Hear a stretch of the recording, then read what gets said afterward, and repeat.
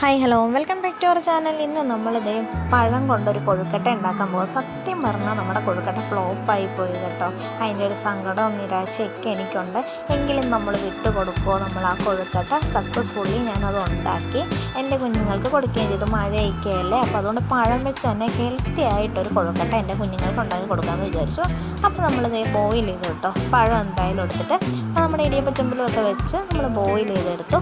എന്നിട്ട് അതിൻ്റെ തൊലിയൊക്കെ കളഞ്ഞ് ഒന്ന് അടിപൊളിയായിട്ടൊന്ന് ക്ലീനാക്കി ഉള്ളിൽ അരിയൊക്കെ കളഞ്ഞു. കുഞ്ഞുങ്ങൾക്ക് വയറ് വേദന എടുക്കുമെന്ന് ഞാൻ കേട്ടിട്ടുണ്ടോ, പഴത്തിൻ്റെ ഉള്ളിൽ അരി ഉള്ളിൽ ചെന്നിട്ടുണ്ടെങ്കിൽ. അപ്പോൾ അങ്ങനെയുള്ള ഇഷ്യൂസൊന്നും വേണ്ടെന്നോർത്ത് ഞാൻ അതിൻ്റെ അരിയൊക്കെ എടുത്ത് കളഞ്ഞു. നല്ലപോലെ ഒന്ന് ഉടച്ചെടുത്തു കേട്ടോ. ഉടച്ചെങ്കിലും ഫൈനായിട്ട് നമ്മൾ ഇടിയപ്പത്തിന് നമ്മൾ കൊഴുക്കട്ട ഉണ്ടാക്കുന്ന ഇടിയപ്പം പത്തിരിപ്പൊടി ഒക്കെ വെച്ചിട്ടാണല്ലോ. അപ്പോൾ അതിൻ്റെ ഒപ്പം ഇടാനായിട്ട് നമുക്ക് എന്തായാലും ഫൈനായിട്ട് വേണം.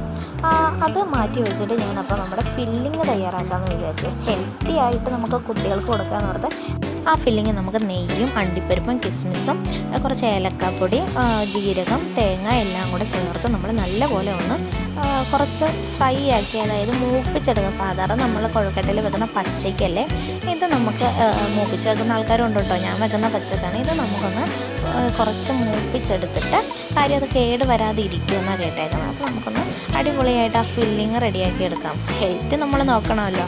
ഓക്കെ, എന്നാലും ഞാൻ മാറ്റി വെച്ച വേവിച്ച പഴം നമ്മൾ അരച്ചെടുത്തു. പക്ഷേ നമ്മുടെ മാവ് തയ്യാറാണ് കേട്ടോ. അതിലേക്ക് ആ ടെക്സ്ചർ കൂടെ ചേർത്ത് നല്ല അടിപൊളിയായിട്ട് മിക്സ് ചെയ്തെടുത്താണ് എനിക്ക് പാളിപ്പോയത്. കുറച്ച് വെള്ളം കൂടിപ്പോയി, പൊടി നമുക്ക് കയ്യിൽ കിട്ടിയില്ല.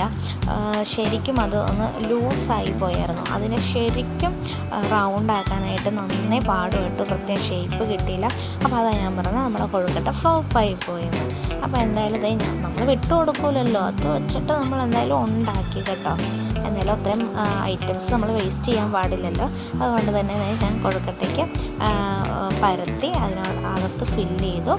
ശരിക്കും റൗണ്ട് ഷേപ്പിലാക്കി എടുത്തു കേട്ടോ. പിന്നെ കുഞ്ഞുള്ളയാക്കി ഞാൻ ഫസ്റ്റ് എണ്ണ വെച്ചായിരുന്നു എൻ്റെ കുട്ടിക്കുറുമ്പിന് കൊടുക്കാനായിട്ട്.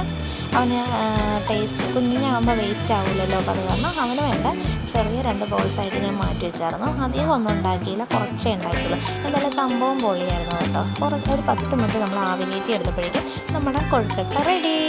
ഓക്കെ, എന്തായാലും ഇത് എൻ്റെ കുട്ടികൾക്ക് ഈവനിങ് സ്നാക്സ് ആയിട്ട് ഞാൻ കൊടുക്കാൻ ഉണ്ടാക്കിയതാണ്.